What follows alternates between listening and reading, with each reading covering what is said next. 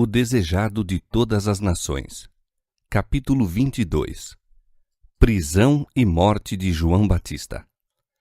João Batista fora o primeiro a anunciar o reino de Cristo e foi também o primeiro a sofrer. As paredes de uma cela de prisão separavam-no agora da liberdade do deserto e das vastas multidões suspensas de suas palavras. Estava prisioneiro na fortaleza de Herodes Antipas. Grande parte do ministério de João Batista tivera lugar no território leste do Jordão, o qual se achava sob o domínio de Antipas. O próprio Herodes escutara as pregações de João. O dissoluto rei tremera ante o chamado ao arrependimento. Herodes temia a João, sabendo que era varão justo, e fazia muitas coisas, atendendo-o, e de boa mente o ouvia. João portou-se fielmente para com ele, acusando-o por sua iníqua aliança com Herodias, mulher de seu irmão.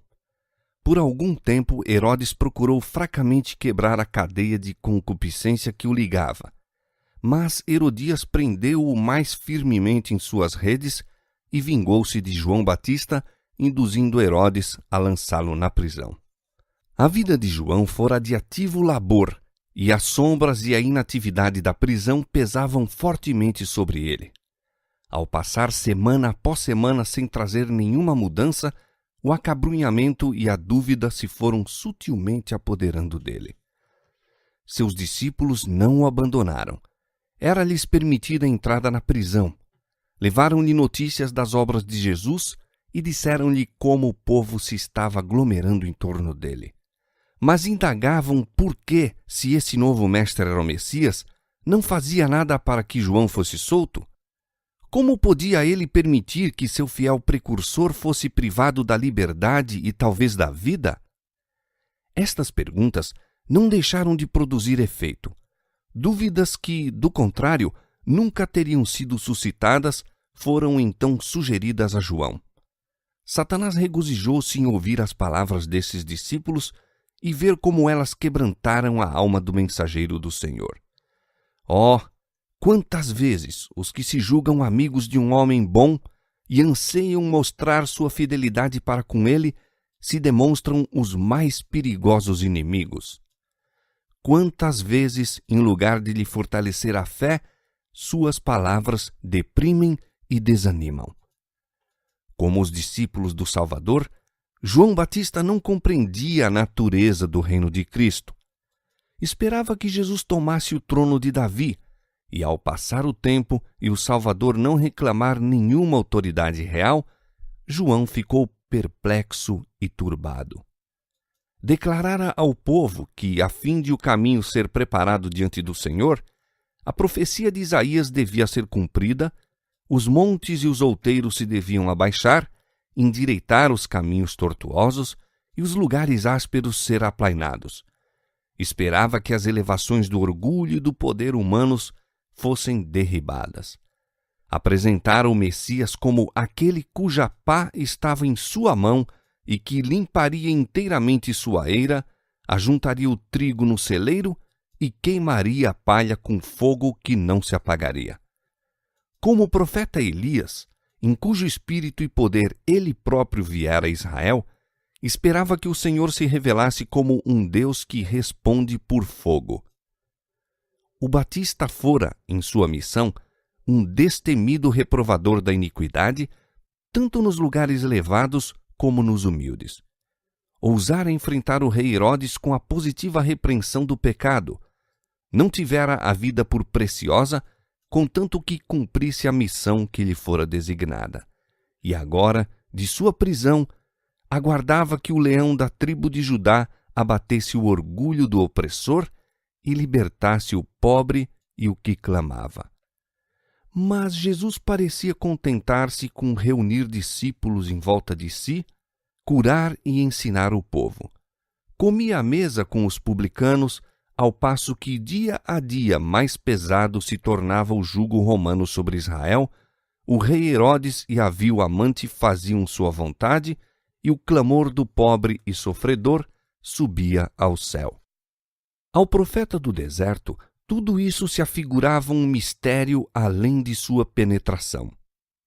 Havia horas em que os cochichos dos demônios lhes torturavam o espírito e a sombra de um terrível temor dele se apoderava. Poder-se-ia dizer que o longamente esperado libertador ainda não houvesse aparecido? Então, que significaria a mensagem que ele próprio fora compelido a anunciar? João sentira-se cruelmente decepcionado com o resultado de sua missão. Esperara que a mensagem de Deus tivesse o mesmo efeito que produzira a leitura da lei nos dias de Josias e de Esdras, 2 Crônicas 34 e Neemias 8 e 9. Que se seguiria uma profunda obra de arrependimento e volta ao Senhor. Ao êxito dessa obra, toda a sua existência fora sacrificada. Havia isso sido em vão? João sentiu-se perturbado porque, pelo amor que lhe tinham, seus discípulos estavam nutrindo incredulidade a respeito de Jesus. Teria acaso sido infrutífero seu trabalho em favor deles? Teria sido infiel em sua missão para ser agora excluído do labor? Se o libertador tinha aparecido e João se aprovara fiel à sua vocação, não havia Jesus de derribar agora o poder do opressor e libertar seu arauto? Mas o Batista não abandonou sua fé em Cristo. A lembrança da voz do céu e da pomba que descera, da imaculada pureza de Jesus, do poder do Espírito Santo que sobre ele próprio repousara ao encontrar-se em presença do Salvador, e do testemunho das Escrituras proféticas, tudo testificava de que Jesus de Nazaré era o prometido. João não queria discutir suas dúvidas e ansiedades com os companheiros. Decidiu enviar mensageiros a indagar de Jesus. Isso confiou a 2 de seus discípulos, esperando que uma entrevista com o Salvador lhes confirmaria a fé e traria certeza a seus irmãos. João ansiava uma palavra de Cristo proferida diretamente a ele. Os discípulos foram ter com Jesus, levando sua mensagem. És tu aquele que havia de vir, ou esperamos outro? Quão pouco espaço decorrido desde que o Batista apontara a Jesus e proclamara: Eis o Cordeiro de Deus que tira o pecado do mundo. Este era aquele de quem eu dizia: o que vem depois de mim é antes de mim. João capítulo 1, versos 29 e 27. E agora pergunta: és tu aquele que havia de vir? Isso era profundamente cruel e decepcionante para a natureza humana.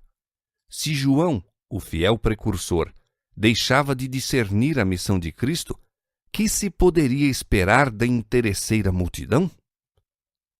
O Salvador não respondeu imediatamente à pergunta dos discípulos. Enquanto eles ficaram por ali, admirados de seu silêncio, os enfermos e aflitos iam ter com ele para ser curados. Os cegos iam às apalpadelas, abrindo caminho entre a multidão. Doentes de todas as classes, alguns buscando conseguir por si mesmos passagem, outros conduzidos pelos amigos, comprimiam-se todos ansiosos de chegar à presença de Jesus. A voz do poderoso médico penetrava o ouvido surdo. Uma palavra, um toque de sua mão abria os olhos cegos à contemplação da luz do dia, das cenas da natureza, do rosto dos amigos e do semblante do libertador. Jesus repreendia a moléstia e expulsava a febre. Sua voz chegava aos ouvidos dos moribundos e erguiam-se com saúde e vigor. Paralisados, possessos obedeciam-lhe a voz, desaparecia-lhes a loucura e o adoravam. Ao mesmo tempo que lhes curava as doenças, ensinava o povo. Os pobres camponeses e trabalhadores, evitados pelos rabis como imundos, rodeavam-o de perto e ele dizia as palavras de vida eterna. Assim se passou o dia, os discípulos de João vendo e ouvindo tudo. Por fim, Jesus os chamou a si, pediu-lhes que fossem e dissessem a João o que haviam testemunhado, acrescentando: Bem-aventurado é aquele que se não escandalizar em mim. A prova de sua divindade mostrava-se na adaptação da mesma às necessidades da humanidade sofredora. Sua glória revelava-se na complacência que tinha para com nossa baixa condição. Os discípulos levaram a mensagem e foi o suficiente. João recordou a predição concernente ao Messias. O Senhor me ungiu para pregar boas novas aos mansos, enviou-me a restaurar os contritos de coração, a proclamar liberdade aos cativos e abertura de prisão aos presos, a apregoar o ano aceitável do Senhor. Isaías 61, 1 e 2. As obras de Cristo não somente manifestavam que ele era o Messias, mas mostravam a maneira por que seu reino havia de ser estabelecido. A João revelara-se a mesma verdade que se desvendara a Elias no deserto. Um grande e forte vento fendia os montes e quebrava as penhas diante da face do Senhor, porém o Senhor não estava no vento. E depois do vento, um terremoto. Também o Senhor não estava no terremoto. E depois do terremoto, um fogo. Porém, também o Senhor não estava no fogo. 1 Reis capítulo 19, versos 11 e 12. E depois do fogo, o Senhor falou ao profeta por uma voz mansa e delicada. Assim Jesus devia fazer sua obra, não com o choque das armas, nem a subversão dos tronos e reinos, mas falando ao coração dos homens por uma vida de misericórdia e sacrifício. O princípio da própria vida do Batista, a abnegação, era o princípio do reino do Messias. João bem sabia quão estranho era tudo isso aos princípios e esperanças dos guias de Israel. Aquilo que, para ele, era convincente testemunho da divindade de Cristo, não seria prova nenhuma para eles. Estavam aguardando um Messias que não fora prometido. João viu que a missão do Salvador só podia granjear deles ódio e condenação. Ele, o precursor, não estava senão bebendo do cálice que o próprio Cristo havia de esgotar até as fezes. As palavras do Salvador, "Bem-aventurado é aquele que se não escandalizar em mim", eram uma branda repreensão a João. Não foi debalde para ele. Compreendendo mais claramente agora a natureza da missão de Cristo, entregou-se a Deus para a vida e para a morte, segundo melhor conviesse aos interesses da causa que amava. Depois da partida dos mensageiros, Jesus falou ao povo a respeito de João. O coração do Salvador dilatou-se em simpatia para com a fiel testemunha, agora sepultada na prisão de Herodes. Não deixaria que o povo concluísse que Deus havia abandonado João ou que sua fé falecera no dia da prova. "Que fostes ver no deserto?", disse. "Uma cana agitada pelo vento?" As altas canas que cresciam ao lado do Jordão, agitando-se a cada brisa, eram apropriadas representações dos rabis que se haviam constituído críticos e juízes da missão do Batista.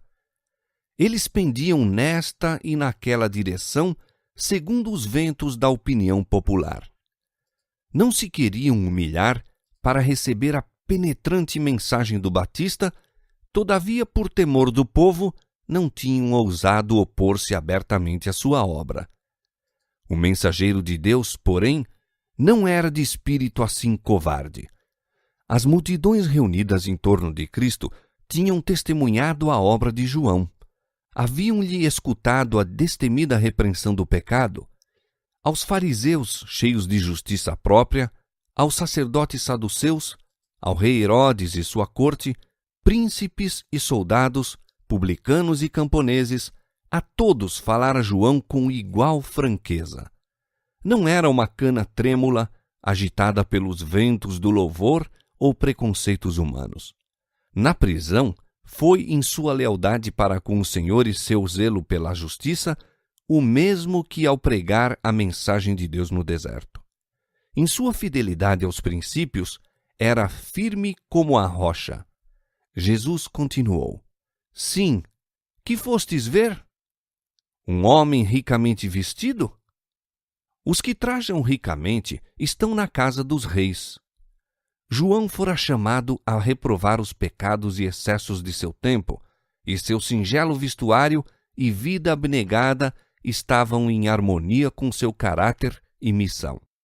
Ricos trajes e os luxos da vida não constituem a porção dos servos de Deus, mas dos que residem nas casas dos reis, os dominadores deste mundo, aos quais pertencem seu poder e riquezas. Jesus desejava chamar a atenção para o contraste existente entre o vestuário de João e o que era usado pelos sacerdotes e principais. Esses oficiais paramentavam-se com ricas vestimentas e dispendiosos ornamentos. Amavam a ostentação e esperavam deslumbrar o povo, impondo assim mais consideração. Estavam mais ansiosos de conquistar a admiração dos homens do que de obter a pureza íntima que tem a aprovação de Deus. Mostravam assim que sua lealdade não era para com Deus, mas com o reino deste mundo. Mas então, que fostes ver? Disse Jesus. Um profeta?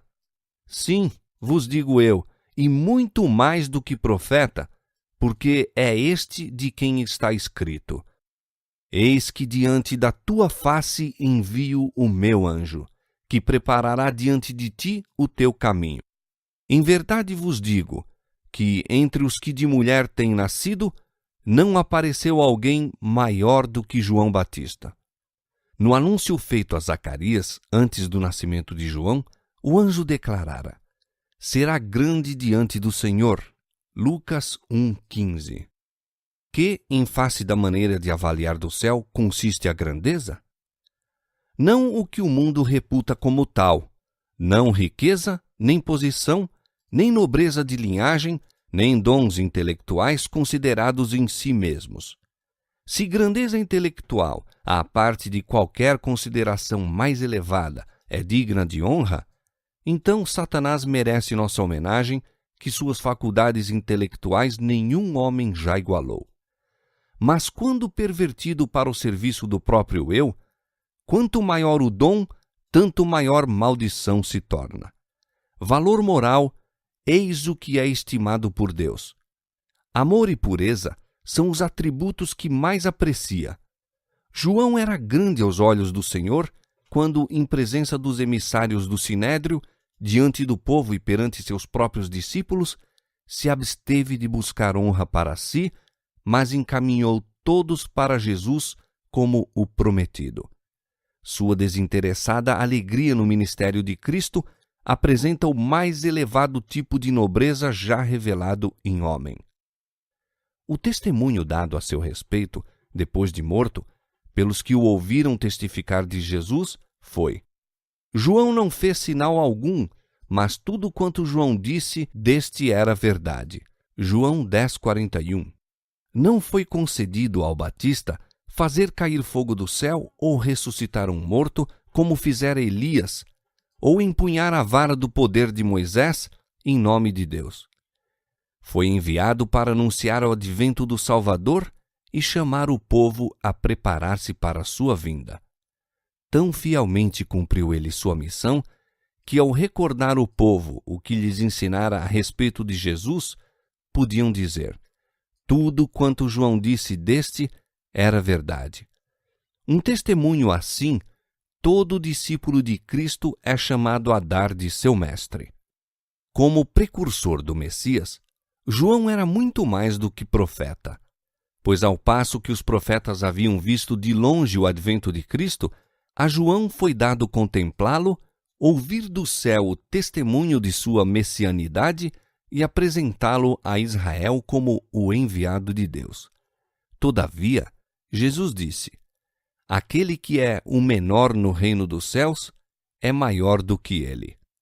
O profeta João foi o elo que ligou as duas dispensações. Como representante de Deus, apresentou-se para mostrar a relação da lei e dos profetas para com a dispensação cristã. Era a luz menor que havia de ser seguida por outra maior. A mente de João era iluminada pelo Espírito Santo a fim de que projetasse luz sobre seu povo. Nenhuma outra luz, porém, nunca brilhou, nem jamais brilhará tão claramente sobre os caídos homens como a que emanou dos ensinos e exemplos de Jesus. Cristo e sua missão, segundo eram tipificados nos sacrifícios simbólicos, não foram compreendidos senão muito vagamente. O próprio João não entendera plenamente a vida futura e imortal mediante o Salvador. Exceto a alegria que João encontrara em sua missão, sua existência foi de dores. Raras vezes fora sua voz ouvida a não ser no deserto. O isolamento foi a sorte que lhe coube, e não lhe foi dado ver os frutos de seus labores. Não teve o privilégio de estar com Cristo e testemunhar a manifestação do poder divino que acompanhava a maior luz. Não lhe foi concedido ver o cego no gozo da vista, o enfermo restabelecido e o morto ressuscitado. Não contemplou a luz que irradiava de cada palavra de Cristo, derramando glória sobre as promessas da profecia.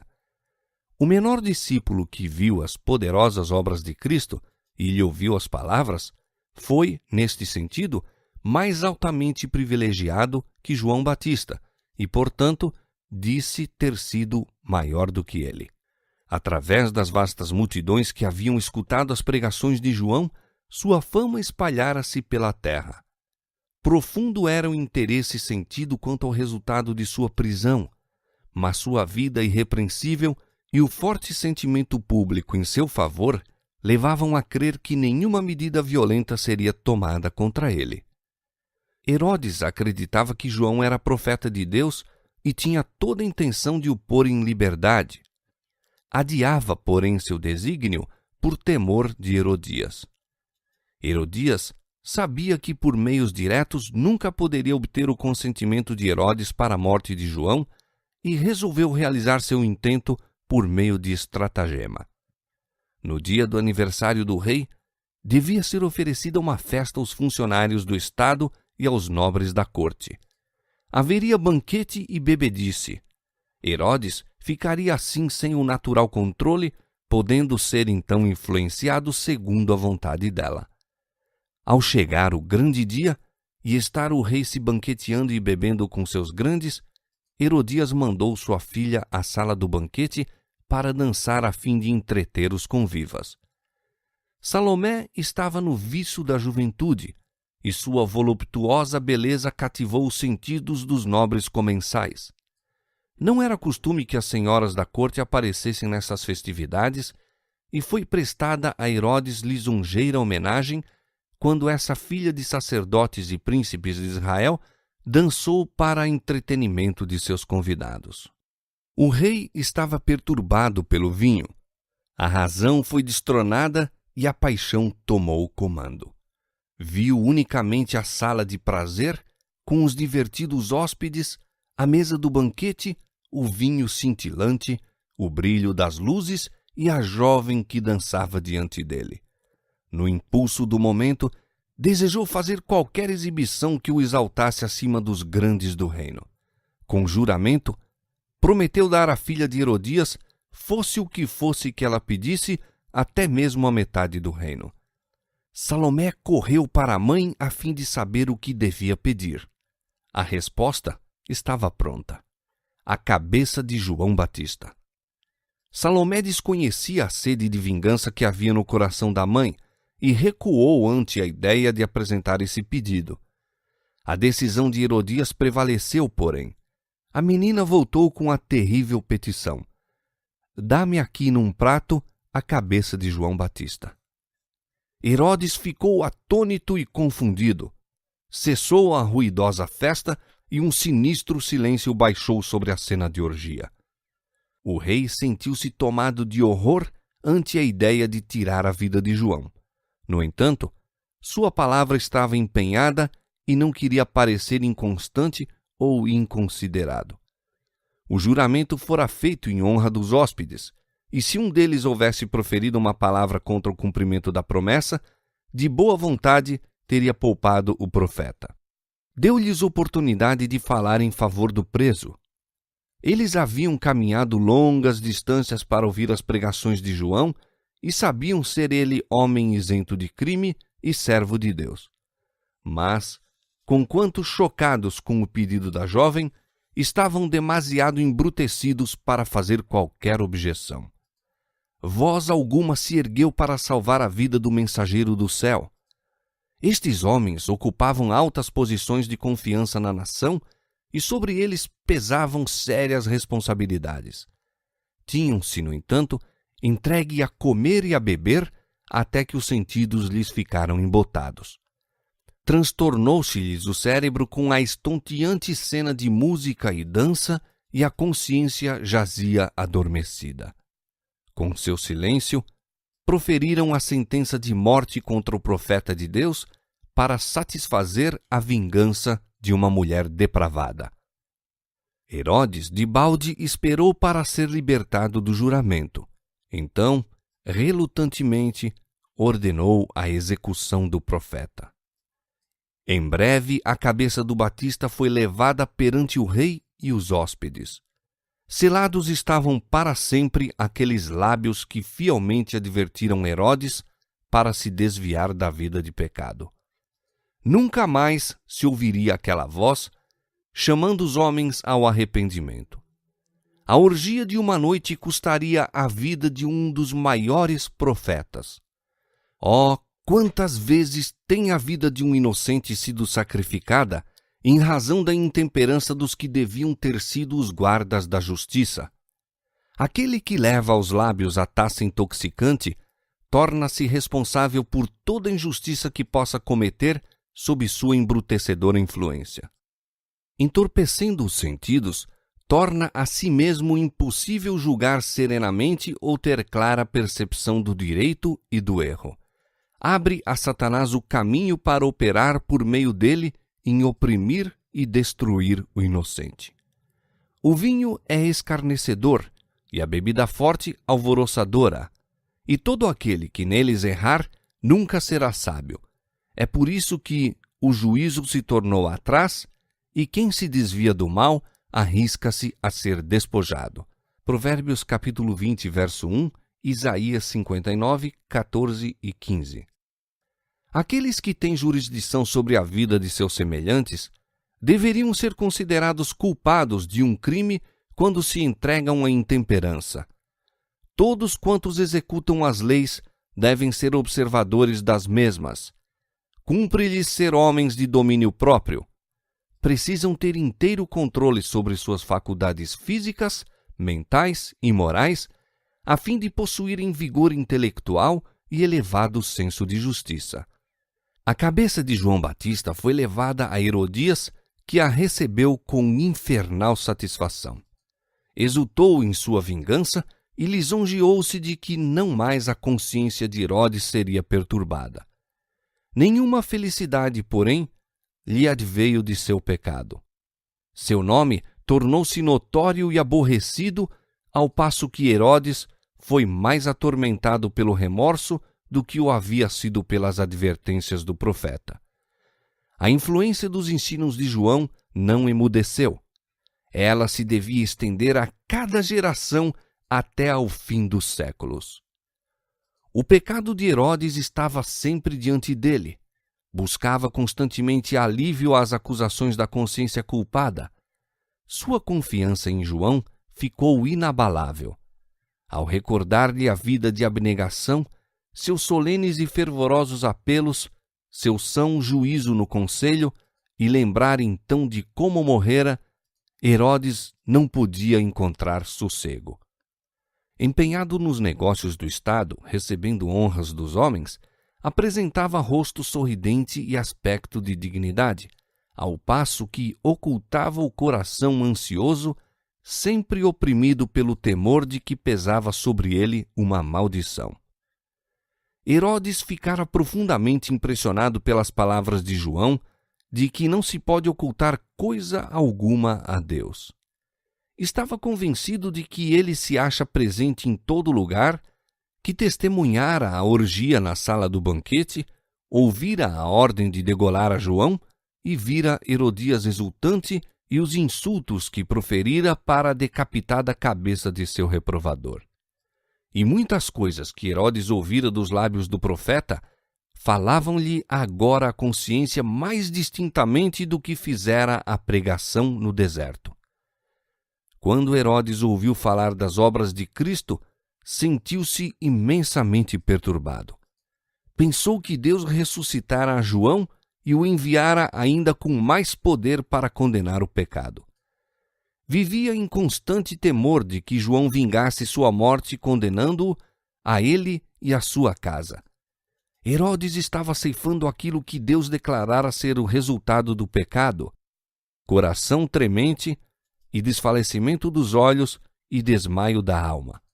E a tua vida como suspensa estará diante de ti, e estremecerás de noite e de dia, e não crerás na tua própria vida.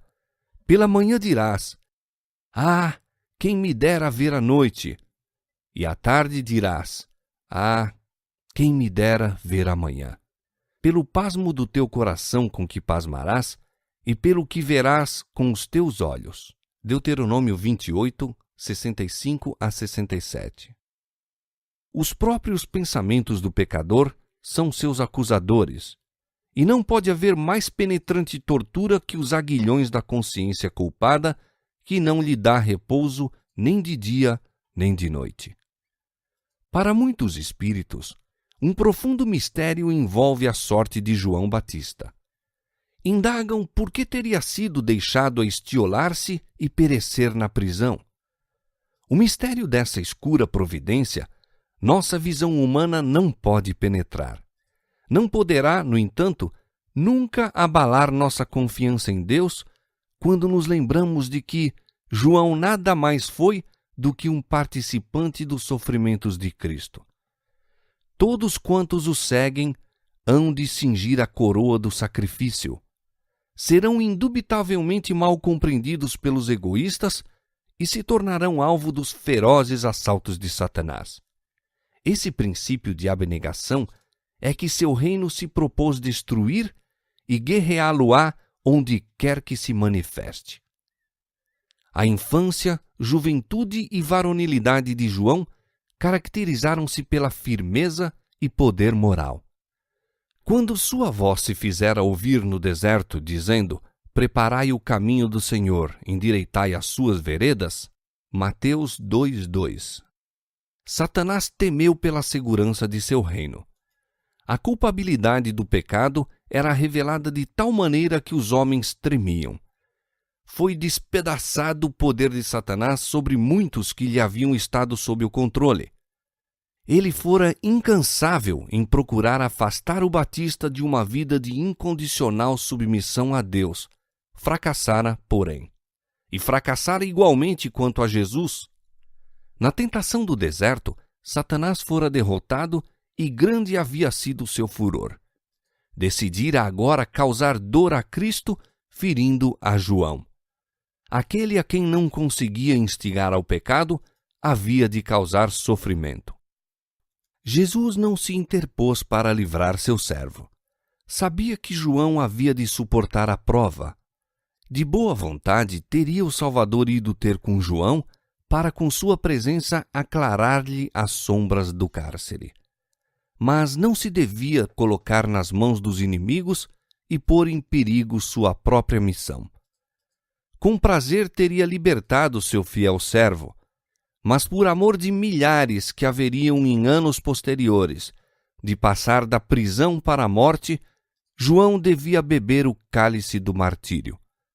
Ao haverem os seguidores de Jesus de definhar em solitárias celas, ou perecer pela espada e pela tortura, ou na fogueira, aparentemente abandonados de Deus e do homem, que esteio não lhes teria ao coração o pensamento de que João Batista, de cuja fidelidade o próprio Cristo dera testemunho, passara por idêntica experiência. Foi permitido a Satanás abreviar a vida terrena do mensageiro de Deus, mas aquela vida que está escondida com Cristo em Deus, Colossenses 3:3, o destruidor não podia atingir. Exultou por haver ocasionado aflição a Jesus, mas fracassara em vencer a João. A morte em si mesma apenas o colocara para sempre além do poder da tentação. Nessa contenda, Satanás estava revelando o próprio caráter. Manifestou, em presença do expectante universo, sua inimizade para com Deus e o homem. Conquanto nenhum miraculoso livramento fosse proporcionado a João, ele não fora abandonado. Tivera sempre a companhia dos anjos celestiais que lhe abriram as profecias concernentes a Cristo e as preciosas promessas da Escritura. Estas foram seu sustentáculo, como haviam de ser do povo de Deus nos séculos por vir.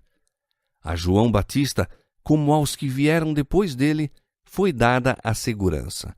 Eis que estou convosco todos os dias, até a consumação dos séculos. Mateus 28, 20.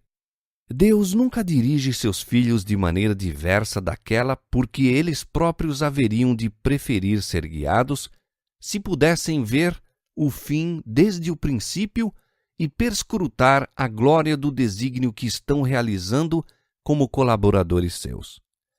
Nem Enoque, que foi transladado ao céu, nem Elias, que ascendeu num carro de fogo, foi maior ou mais honrado do que João Batista, que pereceu sozinho na prisão. A vós vos foi concedido, em relação a Cristo, não somente crer nele, como também padecer por ele. Filipenses 1:29. E de todos os seus dons que o céu pode conceder aos homens, a participação com Cristo em seus sofrimentos é o mais importante depósito e a mais elevada honra.